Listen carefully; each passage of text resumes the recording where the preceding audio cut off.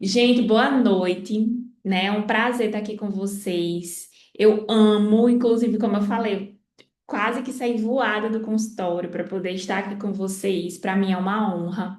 E, mais uma vez, se você chegou até aqui, é porque você sente que é uma odontologia que você precisa, né? É uma odontologia além do consultório, é uma odontologia diferente. Como eu falo, eu faço odontologia de consultório, mas a odontologia domiciliar ela foi uma grande paixão, é uma grande paixão para mim, e eu resolvi transbordar. Por isso que eu faço esse tipo de conteúdo, cursos, mentorias e tudo mais.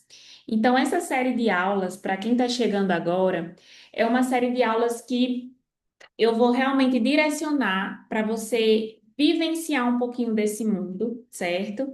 Não é uma série de aulas que vai mostrar atalhos, promessas. É algo que a gente vai trazer uma visão clínica, uma responsabilidade clínica, para que você consiga estruturar de fato o seu profissional. Quando eu comecei a fazer aulas, né, de lá em 2022 e até o ano passado mesmo, eu trazia muito sobre o que é home care, sobre coisas muito mais operacionais. Só que dessa vez, essa série de aulas, elas estão sendo bem diferentes, porque ela vai dar uma visão geral para que você consiga lá na frente precificar, você tenha mais segurança para poder executar esse tipo de atendimento, né? Então, hoje é uma visão geral, né? A gente vai falar um pouquinho sobre a aula 2, mas até o final, eu acredito, o final das 6 aulas que vocês vão vivenciar, eu tenho certeza que vocês vão estar bem mais seguros, certo? Então, só quem está chegando agora, eu sou Natália, dentista, sou especialista em prótese e especialista na área do idoso também, então já fiz o meu mestrado foi voltado para a área do idoso e a parte da odontologia domiciliar também. Então, tenho uma bagagem bem grande. Montei o Dentistas Home, que é um serviço de odontologia domiciliar aqui na minha cidade. Hoje a gente ensina dentistas do Brasil todo a montar esse serviço também e vivenciar dessa odontologia. E eu sempre falo que quando eu prometi para mim mesma que quando eu chegasse lá, eu iria ensinar outros dentistas a chegarem lá também. Então, vamos lá. Hoje nós estamos dentre as 3 maiores empresas de odontologia domiciliar, não só em relação à quantidade da equipe, mas em faturamento também, em crescimento.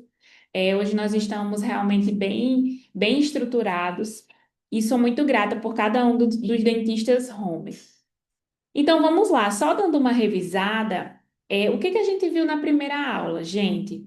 Nós vimos que na primeira aula, a gente falou um pouquinho que a odontologia domiciliar ela não é improviso, né? Eu reforcei muito isso para vocês, principalmente aquelas pessoas que, né, estão chegando agora. Nós falamos que também não é só sobre você atender fora do consultório, mas você também ter uma estruturação para isso. É uma modalidade que ela precisa de critérios, mas também precisa de propósitos.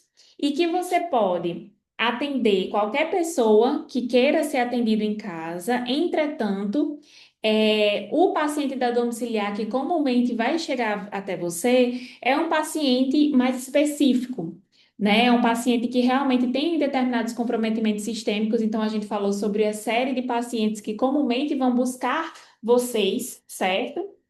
E também a gente falou sobre que nem todos os procedimentos eles devem ser feito em casa, mas que não existe nenhuma proibição de procedimentos, mas isso a gente vai falar um pouquinho hoje.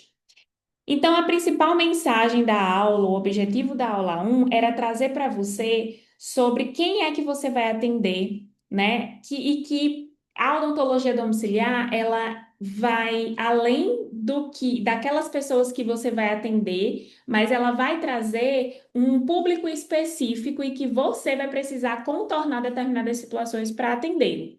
Não é só saber aquilo que você, só checklist, chegar a botar a malinha do lado e ir atender, não. A gente precisa realmente saber quem são as pessoas que vocês vão de fato atender.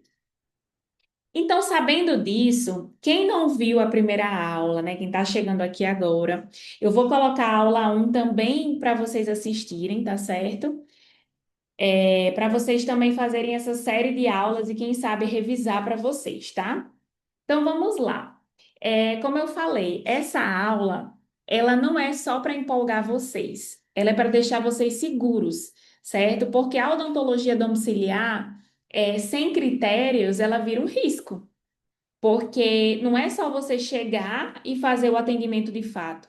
Então, por isso que nós entendemos na primeira aula quem são as pessoas que a gente vai atender, e agora a gente vai entender os fundamentos clínicos para a gente de fato realizar esse atendimento. Veja, aqui eu não vou falar sobre biossegurança, sobre a parte de como montar o atendimento em si, porque eu quero que vocês, gente, entendam quem é o público que vocês vão atender e o que vocês vão fazer para eles, que não é a mesma coisa que faz no consultório. Então, eu quero que vocês tenham esse atendimento domiciliar com responsabilidade. O que que eu vinha percebendo ao longo desses anos e anos ministrando cursos da domiciliar? Que as pessoas elas queriam saber como se faz, como conquistar pacientes, mas quando elas tinham os pacientes de fato, elas não sabiam como proceder. Então não faz sentido para mim chegar e instigar vocês a vivenciarem a odontologia domiciliar sem ensinar o raciocínio clínico para vocês, que é bem diferente do raciocínio clínico que a gente vai utilizar no consultório. Bem diferente mesmo. Então, hoje a gente vai ver fundamento clínico, segurança, avaliação e tomada de decisão. É um assunto bem complexo, então o que vocês precisarem, a gente vai tá tirando dúvida, tá certo? Então vamos lá. Como eu falei, essa aula ela não é sobre qual procedimento você vai fazer, mas é a forma como você vai pensar para executar esse atendimento, tá? Então, vamos lembrar de desligar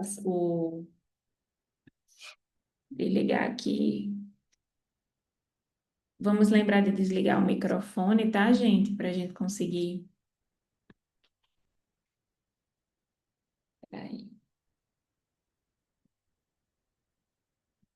Vamos lá. Então, ó, como eu estava falando, certo? Essa aula não é sobre o que você vai fazer, qual procedimento você vai fazer, tá? Ah, eu vou fazer uma limpeza, eu vou fazer uma raspagem. Não, é sobre como você vai pensar para você fazer essa raspagem, certo?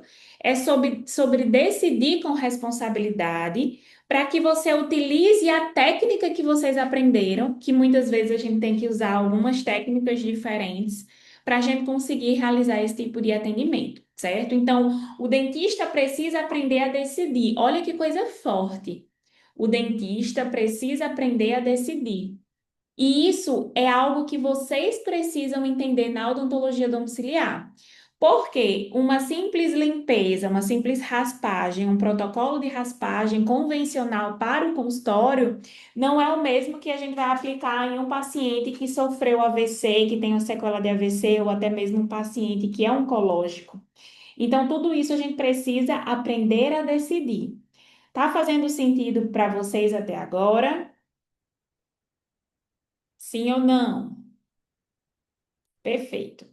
Lembrem-se também eu sei que a aula vai ser muito mais empolgada, empolgante.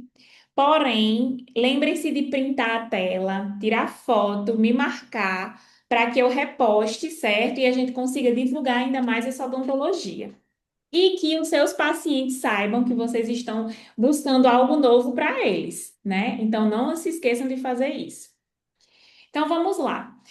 Quando a gente pensa, tá certo, Natália? Então você falou que eu preciso pensar muito além do procedimento em si, mas quem eu vou atender. Porque o ambiente ele vai mudar, ok, a gente sabe que vai mudar. Só que muda o paciente também e muda o risco. É um ambiente que não é controlado. O paciente, muitas vezes, ele é um paciente mais frágil. E a gente precisa ter uma menor margem de erros. Para isso, a gente precisa saber decidir. Então, vamos lá. Dona Irenilde, essa paciente aqui maravilhosa, certo? É uma paciente que ela é acamada, ela faz uso alimentação por sonda, certo? Não é sonda nasal, é via GTM. Só que ela não, ela perdeu a prótese dela, tanto superior como inferior. E o que ela mais reclamava era dos dentes dela. Porque ela queria, ela não entendia, ela já tem um grau de demência, já tem Alzheimer, só que ela tinha, ela ficava toda hora repetindo que ela estava sem dente, ela ficava assim toda hora. Ela tá sem dente. E a família angustiada querendo botar a prótese nessa paciente. Então vamos lá. Paciente que não se alimenta por via oral, paciente que engasga de forma contínua, quer fazer prótese. E aí? O que que vocês fariam? Lembre-se, decisão clínica baseado naquele paciente que a gente atende. Ambiente totalmente diferente, forma de moldagem totalmente diferente, paciente que engasga, paciente que não fica tão quieto, muda o risco, mas a decisão muda também. E será que eu vou fazer com que esse paciente use as duas próteses, ou eu vou preferir fazer só uma, ou eu não vou fazer nenhuma e vou aproveitar que ele tem? Então, nesse caso, se vocês quiserem colocar no chat o que vocês fariam nesse caso, qual tipo de prótese vocês fariam, ou qual material de moldagem vocês usariam, o que eu quero que vocês tenham é raciocínio clínico para pensar: quem é meu paciente? Ele não está no ambiente convencional. O que que eu preciso fazer para ele reduzir os danos do engasgo, certo? E além de tudo isso, será que faz sentido fazer a prótese dele? Tudo isso a gente precisa entender e ter esse raciocínio clínico antes de passar para a família. Por isso, gente, a importância da gente fazer uma avaliação, uma primeira consulta. Porque é através dessa primeira consulta que a gente vai começar a ter essas noções para conseguir passar isso para a família, tá? E cobrar essa primeira consulta também. Então, no caso dela, nós sabíamos que era uma família que é bem assistida com fono, físio, no momento não tinha fono, a gente que indicou a fono. E qual é o nosso papel? Ok, ela quer ficar mais bonita. Só que ao mesmo tempo é uma paciente que gritava muito, que não tinha o nível de consciência. Então eu preciso fazer sim uma prótese dela, mas pensar logo na adaptação. Então, olha o meu raciocínio clínico. Como o Mari colocou, fazer só a prótese superior é uma ótima opção. Não acho que vale a pena fazer uma prótese inferior nessa paciente. Então, faz uma prótese só superior. Fazer uma prótese com materiais de moldagens mais rígidos, então, obviamente, que são mais caros. Então, a gente precisa subir esse preço por causa disso. E aí a gente começa a pensar na própria adaptação. Eu preciso deixar a prótese um pouco mais folgada para que ela não fique com tantas lesões, úlceras que ficam normalmente. E qualquer coisa eu boto um material de moldagem resiliente para ela, tranquilo. Mas eu também preciso pensar no engasgo dela. Porque vocês concordam comigo que ela vai ficar falando, vai começar a salivar ainda mais, ó, o raciocínio clínico. Eu preciso encaminhar para fono. Então, essa associação é um raciocínio clínico de odontologia domiciliar que muitas vezes a gente não tem no consultório. Por quê? Porque no consultório a gente vai tentar adaptar o paciente a inferior também, muitas vezes, a não ser que ele já tenha um histórico negativo inferior. Faz sentido, gente? Olha só esse raciocínio clínico que a gente precisa ter. E aí teria que avaliar o rebote, se a lorreia faria só superior. Muito bem. A questão da adesão, estabilidade, utilizar um alginato rápido, silicone. Com certeza. Nós utilizamos aí silicona de adição. E caso fosse um paciente que tivesse uma prótese boa, mas que precisasse só reembasar, eu ainda preferia só reembasar a prótese e trocar os dentes, por exemplo. Ou a gente podia fazer uma duplicação de prótese. Inclusive, eu tenho um artigo publicado sobre duplicação de prótese. Posso até postar para vocês depois. Então, isso a gente pode fazer para poder a gente conseguir adiantar, né? Adiantar e diminuir as sessões, certo? Mando sim, vou mandar. É, então, gente, beleza, nesse caso. Então, só para a gente revisar, só para a gente revisar, ó, se o risco muda, obviamente a nossa decisão também, tá? Então, vamos avaliar isso. Ok, gente, mas eu tenho que entender que o fundamento clínico, gente, não é só a gente saber quando dar o sim de executar o tratamento, mas também como dizer o não e avaliar todas as condições, certo? Entender a indicação correta de determinados casos, entender o nosso limite como profissional, dependendo da condição sistêmica do paciente, e entender que a prioridade é o paciente e não o procedimento. Gente, isso que eu vou falar agora é algo que talvez na faculdade a gente não aprenda muito, mas que o principal é o paciente, não o procedimento.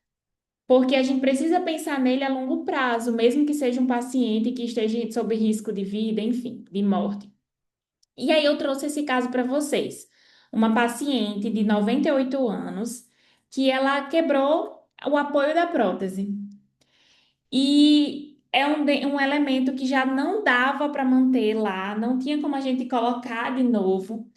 Esse resto radicular era um resto radicular aqui, não sei se vocês vão conseguir ver, mas aqui é um resto radicular, certo? E esse resto radicular, a gente fez radiografia, estava tudo ok, e ele conseguia ficar ali. A gente selava esse elemento, ele conseguia ficar aí. Isso se chama sepultamento da raiz. E aí a gente sepultando esse caso, sepultando esse paciente, sepultando essa, Deus me livre, sepultando essa raiz, a gente conseguiria executar, de fato, uma prótese removível para essa paciente, certo? É uma paciente que a família toda é super exigente, queria muito a prótese fixa, mas não dava mais para a gente fazer uma prótese fixa aí. Então, depois de muito tempo mesmo, a gente conseguiu convencê-los, mas também eu falo, ó, se eles não quisessem, a gente não faria, certo? Então, a gente iria conseguir realmente realizar a prótese em cima. Aí você vai perguntar, Natália, por que que não faz extração nesse dente? E Carol tá perguntando, doutora, poderia realizar a cirurgia no atendimento a domicílio? Pode sim. Todos os procedimentos podem ser realizados em domicílio, baseado naquilo que a gente já conversou, no que realmente é necessário, se realmente vale a pena aquele procedimento e tudo mais. Nós fazemos muita extração em domicílio, muita.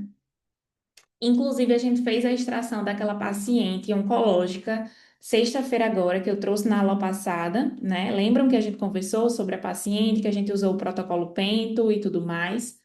Então, a gente fez a extração dela. E aí, o que que acontece? É, e aí, se essa paciente, voltando para esse caso, ela dissesse que não queria fazer a prótese e tudo mais, a gente ia entender, porque saber dizer não também é competência clínica.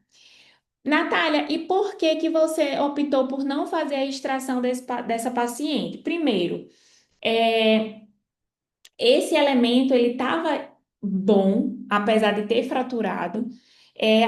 A raiz estava com a condição ótima, não tinha lesão, estava com o canal muito bem feito e só ia dar, como é que eu posso explicar? Só ia dar a família muito resistente à extração.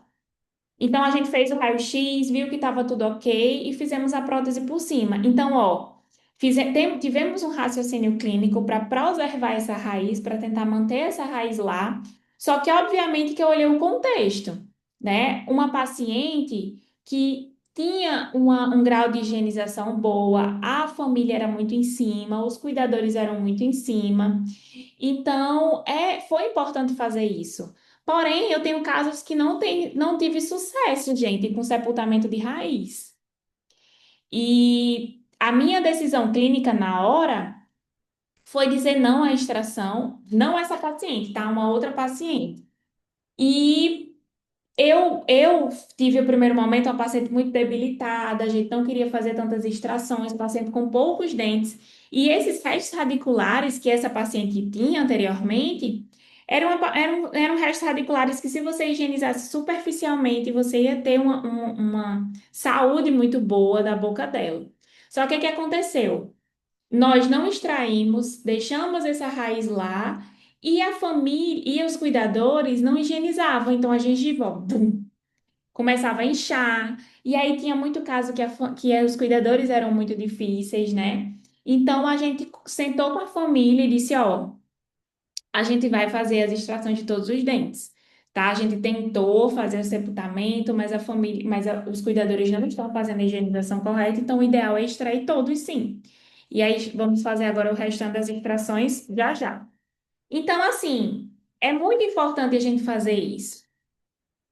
Aí Natália botou, eu tive um caso ano passado de um senhor de 98 anos que tinha diversos dentes para extrair, fiz o planejamento de radiografia, conversei com a família, eles não quiseram, com receio pela idade e condições sistêmicas. Ficamos somente no cuidado paliativo, família muito resistente a isso, justamente. A idade, né, a Aline botou, tem um fator idade e tudo mais. Só que assim, se é um paciente que estava com todos os exames e aí a gente começa a pensar se ele realmente precisa fazer. Então, trazendo esse caso de Natália, se ela, Natália é outra, não eu, se Natália, que comentou aqui, ela tivesse feito as radiografias e as radiografias estivessem com lesão, nós não poderíamos manter aquela raiz ali, mesmo que mas a gente vai. Não dá, né? A gente teria que pedir para a família assinar um termo de responsabilidade, porque se baixar a imunidade desse paciente, a gente sabe o que pode acontecer, né? Então, assim, a gente tem que deixar isso muito ciente, porque é aquela coisa, a gente não vai forçar ninguém a fazer extração, mas a gente precisa mostrar as melhores condições. Então, para você ver, saber dizer não também é uma competência clínica, né? Então, a gente pode acolher, como a Natália fez, acolher essa família, acolher esse paciente, entretanto, deixar claro que é uma bomba relógio, tá? Então, isso tudo é o que eu falei, saber dizer não, ter essa competência clínica e se posicionar diante dessas situações que vão muito acontecer com vocês, tá? E aí eu gosto muito dessa parte da tríade do cuidado, né? Então, é a segurança do paciente, é a segurança do profissional, né? E se tá tudo dentro da segurança ética e legal. Por que que eu tô trazendo isso, né? Por que você está trazendo isso, Natália? A odontologia domiciliar, ela não tá. Hoje já lançou o RDC, que fala da odontologia domiciliar, dos ambientes de atendimento. Sim, temos isso já. Entretanto, nós não temos proibição de procedimentos. Não existe ainda, existe a limitação entre os ambientes, mas não existe proibição de procedimentos. Então, será que vale a pena fazer um implante em domicílio? Será que vale a pena fazer uma extração múltipla de muitos dentes e que o paciente vai ter que ficar sedado por muito, muito tempo? Será que vale a pena fazer uma reconstrução, enfim, coisas assim em domicílio? Canal vale a pena? Isso é uma pergunta que eu estou fazendo para vocês. Canal vale a pena fazer em domicílio? O que vocês acham?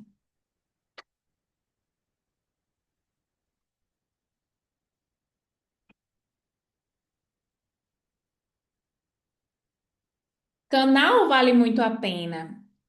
Entretanto, implante não, né? Porque, Natália, que é um procedimento eletivo, é um procedimento muito que já exacerba esse nível, né? Então, assim, é muito importante a gente pensar. E aí, Mari botou assim: admiro muito quem faz canal, né, no caso, mas normalmente os familiares querem exo e troca de prótese. Isso, Mari, é porque vai surgir, tá? Vai surgir, isso é o nicho que vocês atendem, mas vai surgir sim pacientes que querem fazer canal e você vai ter que, né, estar aberta para isso. O canal, ele realmente é bem mais caro, então muita gente nem quer por conta disso, né? E às vezes não vê que vale a pena para aquele paciente um canal. Só que é assim, a gente faz bastante canal em domicílio, mas a gente tenta fazer também uma preservação muito grande desse paciente, né? Então, assim, tudo isso é o que? Raciocínio clínico. Então, a gente precisa ter esse raciocínio clínico para a gente conseguir fazer os atendimentos, principalmente essa questão da ética, né, gente? Então, é importante a gente pensar, meu Deus, será que vale a pena fazer esse canal nesse paciente também? Né? Não é que é proibido, lembra que a gente falou, ó, não é o procedimento em si, é o paciente. Então, será que vale a pena a gente manter aquele paciente com a boca aberta, aquele tempo todo, para fazer um procedimento de canal, sendo que a gente pode ter outros meios? Então, assim, tudo isso vai no nosso raciocínio clínico. Faz sentido, gente?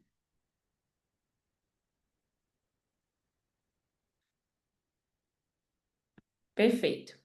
E aí a gente vai começar a analisar a condição sistêmica do paciente, analisar a mobilidade. Então vamos lá, se é um paciente com bastante comprometimento sistêmico, a gente também não precisa ter muito medo, não, né? Tem pessoas aí que assustam, mas meu Deus, é um paciente que usa 1.000 medicamentos, tem tudo alterado. Não sei. Calma, gente, a gente não vai fazer uma coisa assim de urgência de última hora, a não sei. E se for de urgência de última hora, a gente vai precisar fazer, né? Mas vamos lá. Paciente com comprometimento sistêmico, quais são os exames que a gente precisa solicitar de imediato, caso ele não tenha? Glicemia em jejum, hemoglobina, hemograma completo, né? A gente também vai solicitar o coagulograma completo. Então, esses três básicos já vai dar um grande norte para você. E aí, se ele tiver outros comprometimentos, a gente já vai começando a direcionar nossa solicitação de exames baseado nisso, né? Então, assim, a gente precisa entender que o comprometimento sistêmico, ele não vai anular o nosso procedimento, né? Até porque nem todo paciente da domiciliar é frágil, né? Então, assim, ele pode ter bastante comprometimento sistêmico, mas ele pode conseguir ter até mesmo o mínimo de mobilidade, ele pode sustentar aquilo. Nós atendemos uma paciente, gente, que ela tinha um problema na coluna, assim, não sei qual era, LC, alguma coisa, que ela não conseguia ficar muito tempo sentada na cadeira do dentista. E ela anda, ela tem mobilidade, mas ela não conseguia. Tanto que quando ela ia para o dentista fazer algum procedimento, deitava na cadeira do dentista, ela sempre passava dias e mais dias com dores. E ela não podia fazer a, ela não podia fazer procedimentos muito longos. E ela sentia muita dor. Então, ela pediu para ser atendida em domicílio, aí ela deitava na cadeira de balanço, porque para ela era melhor. E ela tinha uma redução de mobilidade, mas ela nem tinha esse comprometimento sistêmico todo. Mas a gente precisa sim solicitar os exames de acordo com aquilo que ela relata e o que ela fala, para a gente conseguir realizar, né? E também conversar com o médico.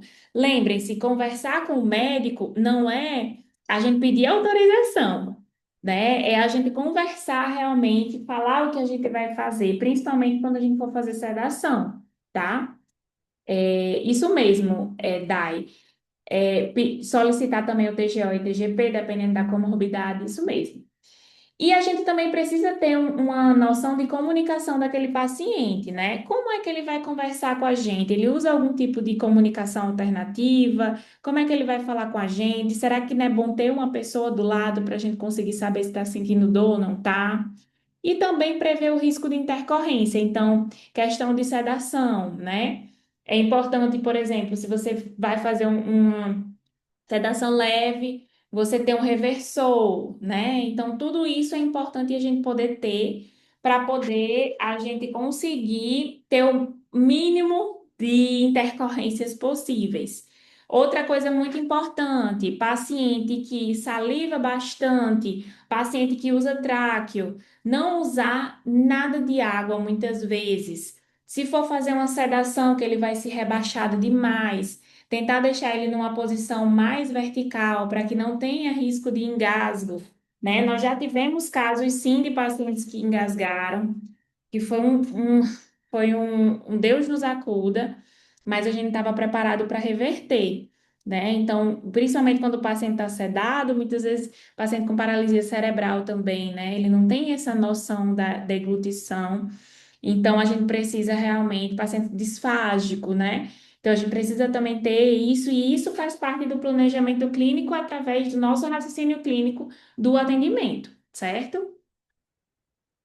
E aí sim, né? A gente começa depois de todo esse planejamento, né? Você vai ver a ergonomia, né? Já entender um pouco da biossegurança, já vai começando a ver, bom, esse paciente eu vou atender assim, eu vou poder atender dessa forma, esse paciente só queria ser atendido na rede. Eu tentei, tentei ficar o mais na posição melhor possível, né? E a gente sempre precisa pedir o apoio do cuidador e da família, ter um planejamento prévio, raciocínio clínico para atender, né? Então, eu gosto de falar assim, se você sai mais tenso do que você entrou em um atendimento, tem alguma coisa errada, né? Claro que às vezes a família deixa a gente estressado e tenso, porque a família tá lá numa plateia olhando tudo. Mas eu digo no sentido do atendimento em si, né? A gente precisa ter uma segurança muito grande para realizar determinados procedimentos, né? E para isso a gente precisa de segurança, tá? Faz sentido, gente, para vocês? E nesse sentido, gente, a gente precisa ter sim um prontuário, né? Então vamos lá. Até agora, o que a gente está entendendo é quem é o paciente, como a gente vai lidar com esse paciente, né? Como a gente vai ter o raciocínio clínico para atender de fato e fazer determinados procedimentos nesse paciente, porque o mais importante não é procedimento, mas sim o que a gente pode fazer com aquilo que a gente tem. E eu trouxe para vocês, Vitória, essa paciente, é uma paciente com paralisia cerebral, e ela tem alguma outra comorbidade que eu não lembro associada à paralisia, e ela já foi, ela ia para a escola, né? Ela conseguia ter essas atividades, mas depois ela não conseguiu mais. E a família é super, hiper, ultra, mega cuidadosa, a gente faz sedação nela. Mas a gente faz o que a gente pode nela, porque ela tem os dentes muito lingualizados. Então, muitas vezes a gente não consegue tirar 100% dos cálculos, por isso que a gente pede para fazer um intervalo de limpezas mais curtos do que 4 meses. Nem sempre a família pode, né, financeiramente, mas o que eu quero trazer para vocês, gente, é que a gente faz o melhor com aquilo que a gente tem, né? Não é que a gente vai fazer improviso nem nada disso, mas a gente precisa entender quem é o paciente para a gente poder fazer aquilo que a gente pode. Teve uma paciente minha que é uma paciente, gente, que ela grita muito, fica toda hora ai, ai, ai, querendo bater na gente. Aí a gente já fez sedação nela e a médica não autorizou dar midazolam nem nada disso. E pediu para ela usar a quetiapina que ela já usava e o óxido nitroso. Só que nem sempre a gente consegue fazer com óxido nitroso, que a família cobra, acha muito caro. E aí a gente faz algumas restaurações, mas ela tem um bruxismo severo. Tanto que uma outra dentista que faz a plaquinha dela, enfim. E aí ela fazia uma protusão e agora ela está fazendo lateralidade toda hora. E acabou quebrando as restaurações que a gente fez. E aí a família questionou. Mas a gente vai pagar de novo essas restaurações, já foi feita 2 meses atrás. Só que a gente tem que ter a segurança de dizer, olha quem é essa paciente, olha a condição clínica dela. Eu entendo que vocês têm questões financeiras envolvidas, porque vai sair do bolso. Mas tem coisas que a gente não pode prever, até porque a gente fez a restauração da melhor forma possível, né? Eu até fiz de uma forma, era uma restauração vestibular, só que se ela estava na lateralidade toda hora, ela até quebrou a parte da placa. Então, obviamente, ia quebrar a restauração também. Só que para a família é difícil entender isso, mas a gente fez o melhor com aquilo que a gente podia. Até porque é uma condição muito difícil. Então, a família quis meio que falar para a gente dar como é que se chama? Como se fosse não é prazo de validade, não. Ah, esqueci, fugiu a palavra, mas ela queria, tipo assim, garantia. Ah, mas uma garantia de 1 mês. Não tem como a gente dar garantia, né? Uma paciente da condição dela, a gente fez o melhor que a gente pôde, né? Então, não existe esse tipo de garantia. Se fosse em consultório, uma paciente fiz um mês, quebrou a restauração. E a gente vai sim, obviamente, olhar para a gente pensar, bom, o que que eu fiz de errado? Será que o isolamento está errado? Será que isso que aquilo? E a gente vai olhar para a gente. Mas se for algo que fica repetindo de forma constante, com certeza é uma parafunção, que foi o caso dela. Então, isso a gente precisa entender, né? E, obviamente, conseguir documentar, né? Documentar é tão importante quanto a execução, certo? Porque no código de ética da gente, a única coisa que tem importante da odontologia domiciliar, pouca coisa, né? É falando sobre o prontuário odontológico, que é importante a gente ter, né? Então, se for uma paciente que é assistida com vários home cares, por exemplo, a gente precisa assinar o livrinho dela e assim vai. Fazer termos de consentimento, que é muito importante, ter uma comunicação clara, fazer o registro clínico antes e depois, que eu sei que é muitas vezes difícil. Eu sempre faço o antes e depois no domicílio, porque eu sou um pouco rápida. Pela questão de treinamento que eu já tenho muitos anos no mercado, e muitas vezes o paciente, tipo, foi tão rápido. Quando o paciente é muito tranquilo, a gente consegue fazer um isolamento ok, a gente acaba sendo rápido. E aí eu sempre tiro antes e depois, até para a família não duvidar. E muitas vezes já aconteceu o caso de um dentista meu for atender, fazer o planejamento e a filha falar: essa boca não é da minha mãe, não. E ela só acreditou depois que ele mandou, por Deus, nesse dia ele tirou uma foto com ela. E o sorriso todinho do que estava na foto. Então, olha só que louco, porque eles não sabem da boca do familiar, né? Quando você está no consultório, eles olham, né? Ah, tá aqui, esse dente aqui, tô vendo, vou fazer. Mas no domicílio, não. Então, é importante a gente ter esse consentimento, tá? Além disso, é muito importante a gente avaliar antes de sair de casa. Eu sempre falo que não é que você vai fazer uma consulta antes, né? Não é isso. Mas você pode sim fazer conversar e mandar um textinho para eles. As meninas da Viva têm, que a gente viu isso na mentoria. Por exemplo, perguntar a comorbidade do paciente, se tem exames recentes, né? Já adiantar algumas coisas para que você já tenha uma noção de quem é esse paciente quando você vai chegar. Tem algumas alunas que, dependendo do local, quando é muito longe, faz videochamada ou algo assim. A gente não costuma fazer isso, tá? Porém, a gente vai estar pensando em como inserir essa parte, porque o que que acontece? A gente está indo para outras cidades mais distantes, então muitas vezes, às vezes pode ser importante, mas a gente ainda vai estudar essa possibilidade, mas vai ser cobrado também, né? Então, assim, fazer essa avaliação prévia, fazer essas perguntas anteriormente, até mesmo de forma online, é importante, né? Até mesmo perguntar qual a expectativa ou qual o problema desse paciente, para a gente conseguir tentar chegar lá e sanar essa expectativa dele, para não ter nenhum tipo de ruído na comunicação. Então, a domiciliar, gente, ela começa no telefone, no WhatsApp, no primeiro contato, certo? E aí, além disso, né, é muito importante a gente avaliar a condição clínica, o estado cognitivo, o grau de dependência, isso tudo tem que tá dentro do prontuário. Nesse momento, obviamente, que é pessoalmente, não é na avaliação online, porque muitas vezes você não consegue explicar isso para a família. Mas, se for um paciente que já é seu, que já está sendo atendido por você e tem algum grau de Alzheimer e demência, é muito importante você perguntar o estado de humor dele e como ele está no dia.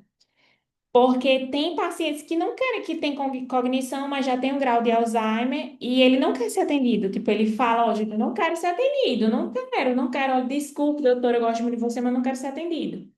E aí, como é que a gente faz, né? Nós cobramos uma taxa por ida, caso o paciente seja nosso e não permita ser atendido, né? Que isso já aconteceu, inclusive. Mas isso é algo que vai acontecer, gente, né? Vai acontecer até mesmo o declínio desse paciente. Não só paciente idoso, tá, gente? Mas pacientes que têm alguns problemas de questões musculares, de estrofias e tudo mais. Então, a gente tem que estar atento nesse sentido, certo? E também a capacidade de colaboração, né? Entender um pouquinho sobre essa capacidade de colaboração desse paciente. E sempre se perguntar: é seguro? É indicado? É o melhor para esse paciente? Se a sua resposta for não, a sua decisão já está tomada e está tudo bem ser não. Mas é uma forma de planejamento multi. Muitas vezes a gente vai ter que conversar com o fono, conversar com a físio. Eu tenho uma paciente que ela tem uma protusão, gente. Meu Deus. E ela é consciente, se a gente pedir para ela parar, ela para. E aí ela estava quebrando muitos dentes e eu sentei com a fono e a gente decidiu um planejamento para que ela faça exercícios para tentar melhorar a musculatura e evitar essa protusão. Estamos caminhando juntas, certo? Mas eu preferi não fazer logo as restaurações dela e fazer esse tratamento do que a gente partir, ah, não, vamos fazer logo essas restaurações que tá com buraco e não sei o que, não sei o quê. E aí, obviamente, que a família entendeu e a gente tá fazendo essa associação. Então, isso é pensar e ter raciocínio clínico para odontologia domiciliar. E aí, gente, nem sempre a gente precisa executar os procedimentos em domicílio. Encaminhar é um cuidado também. Adiar é um cuidado também. E reavaliar também é um cuidado. Então, muitas vezes, a gente vai ter que fazer múltiplas extrações ou paciente que é muito difícil e que a gente vai precisar ir para o centro cirúrgico e tá tudo bem, né? Domiciliar não é responsável sobre fazer mais, mas é sobre fazer melhor e cuidar desse paciente. Então, muitas vezes a gente vai precisar sim encaminhar para o hospital e tá tudo bem. Não vamos focar em hospitais agora, né? Hospital a gente vai falar bastante no curso, mas só para vocês entenderem que tem esse direcionamento também. E aí a gente não pode romantizar também nossas tomadas de decisões, nem improvisar. Não dá para a gente aceitar tudo, atropelar limites. Quando eu comecei, gente, eu tinha aquela questão de, ai meu Deus, eu não vou desagradar, não quero desagradar, mas às vezes é importante sim a gente dizer não, tá? Então, assim, esse paciente, por exemplo, a gente teve que tirar os dentes dele, tivemos que tirar sim, né? Foi difícil, fomos por várias sessões, mas a gente teve que fazer essa extração desse paciente, porque olha como é que tava o dente dele. E aí teve várias vezes que a gente foi, ele não quis fazer a extração. Não quis, porque ele não estava afim.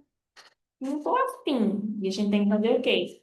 Ter maturidade e dizer tá certo. E nesses casos, quando ele fecha todas as extrações, a gente precisa colocar uma taxazinha extra, porque a gente já começa a ter essa noção clínica de que ele pode fazer isso, tá? E que pode acontecer também, tá? Então, é nisso, gente, que a gente tem que se apoiar, né? Então, é nisso que a gente tem que ter entendimento, porque a domiciliar, ela exige uma maturidade clínica. E para finalizar, é muito importante a gente entender que a domiciliar não é só onde você atende, mas é como você age e pensa. Então, não é o local que você atende ou algo desse tipo, é como você age e pensa. Como eu vou cuidar desse paciente? Como eu vou pensar mais nesse paciente? Muito mais do que o procedimento. Então, isso é domiciliar, certo? Então, ter esse raciocínio clínico e ter esses desvios que muitas vezes precisam ser feitos é domiciliar. Então, você está preparado para isso? Né? Porque muitas vezes não é o convencional óbvio que vai estar lá, é o desafio. Então, se você está preparado para isso, já se organiza para a próxima segunda, para a nossa próxima aula. Gostaram, gente? Lembrem-se do check-in, já botem, né? Porque quem se comprometer com toda a jornada, quem tiver todos os check-ins na hora correta, vai receber o material, certo? E também vai ter um desconto no nosso curso. Quando o paciente se nega a ser atendido, Como com você já estando lá, como você cobra a taxa? Eu falo assim, ó, infelizmente a gente não conseguiu realizar o atendimento, mas a gente vai mandar para você o valor do atendimento de hoje, porque a gente veio aqui, né? Então a gente vai precisar realmente comprar uma taxa. E aí, Rosana, a taxa ela já entra um pouco na precificação, que não é o foco agora, tá? Mas para você cobrar essa taxa, você tem que saber sua hora clínica. Então, descobrindo essa hora clínica, você faz essa sua taxa e não precisa ser um valor alto, não, tá? A gente passou 15 minutos na casa da paciente, a paciente quase expulsou a gente. Então, nossa hora clínica, na verdade, não foi nenhuma hora clínica. Então, a gente foi baseado nisso, sabe? Ela expulsou a mulher, a gente. Então, não teve que fazer o quê, né? Então, gente, gostaram? Estou muito feliz. Muito feliz mesmo. Hoje foi um dia muito cansativo para mim, mas que bom que vocês estão aqui presentes, que bom que vocês estão aqui gostando, né? É,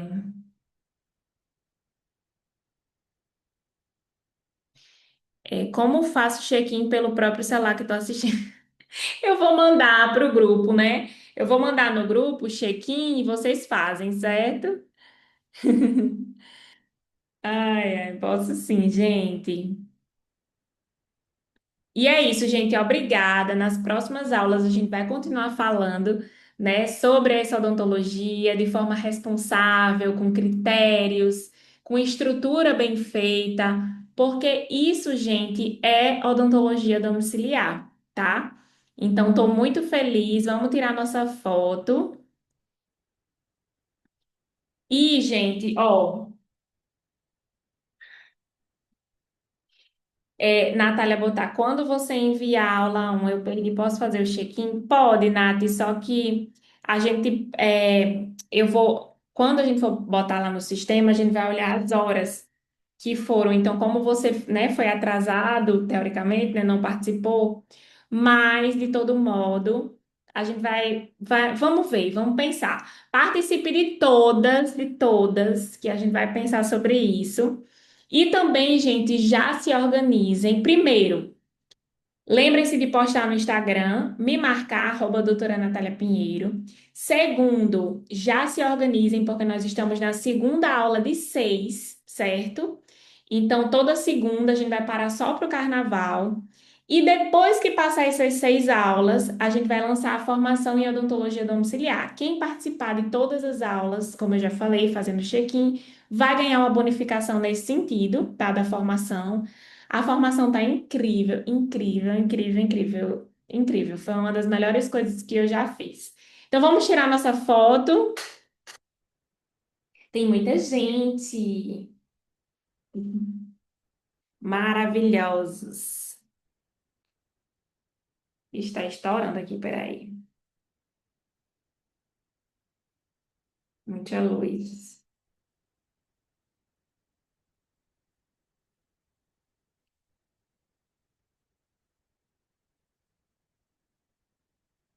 Vou botar aqui que duplicou. Sorrisão, gente. Lindos, maravilhosos. Gente, muito bom falar com vocês. Muito bom vocês vivenciarem essa odontologia. Vou colocar a aula de hoje. Eu vou esperar o gestor do tráfego me mandar, tá certo? Mas eu vou botar o check-in. E aí vocês já fazem o check-in, já colocam a aula que vocês participaram. E já tô super animada. Vou mandar assim agora é, o artigo da duplicação, tá? Um beijo, gente. Que Deus abençoe demais. Muito feliz. Tchau.